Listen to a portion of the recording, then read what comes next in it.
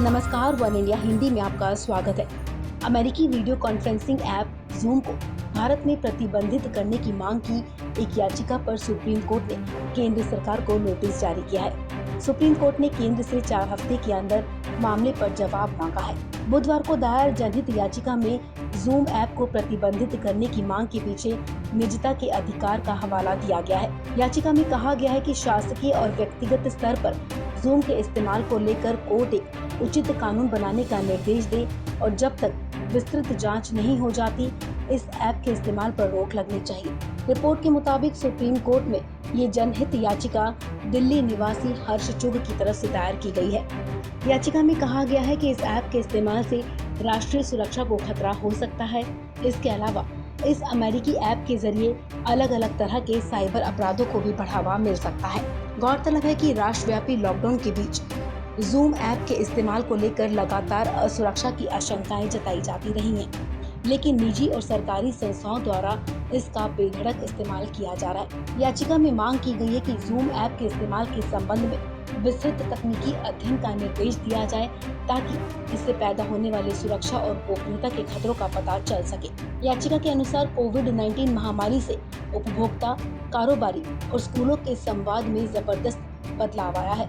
अब लोग हाथ बढ़ाने की बजाय जूम के माध्यम से संपर्क स्थापित कर रहे हैं। आरोप है कि जूम लाखों उपभोक्ताओं की व्यक्तिगत सूचनाओं का दुरुपयोग कर उनके निजता के अधिकार का हनन कर रहा है। याचिका में जूम पर उपभोक्ताओं का निजी डाटा और फाइलों का संग्रह करने का भी आरोप लगाया गया है। पेशे से प्राइवेट ट्यूटर दिल्ली के हर्ष चुग ने याचिका दायर की है। उन्होंने याचिका में कहा है कि जूम ऐप सुरक्षित नहीं है, इसमें एंड टू एंड एन्क्रिप्शन नहीं है जो आईटी एक्ट का उल्लंघन है। याचिका में कहा गया है कि खुद जूम के सीईओ एरिक युआन ने सार्वजनिक रूप से स्वीकार किया है कि जूम ऐप का डाटा सुरक्षित नहीं है। प्राइवेसी को लेकर कई खामियां हैं। जूम अमेरिकी ऐप है और दुनिया के 20 करोड़ लोग जो जूम का इस्तेमाल कर रहे हैं, जिसका सर्वर चीन में है। जूम ने अमेरिकन कॉर्पोरेट मंत्रालय को जो जानकारी दी, उसके मुताबिक इस एप्लीकेशन के रिसर्च और डेवलपमेंट का काम चीन में 700 कर्मचारियों ने मिलकर किया।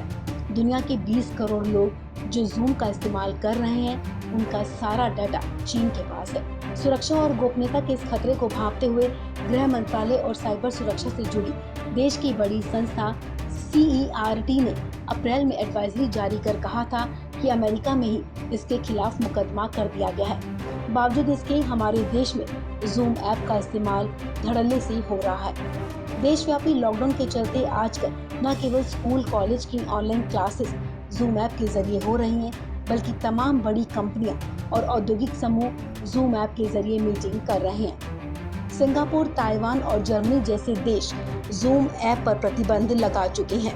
दुनिया के सबसे बड़े सर्च इंजन गूगल, SpaceX और स्मार्ट कम्युनिकेशन जैसी कंपनियों ने भी जूम ऐप का इस्तेमाल बंद कर दिया है। इस खबर में फिलहाल इतना ही। तमाम अपडेट्स के लिए आप बने रहिए वन इंडिया हिंदी के साथ।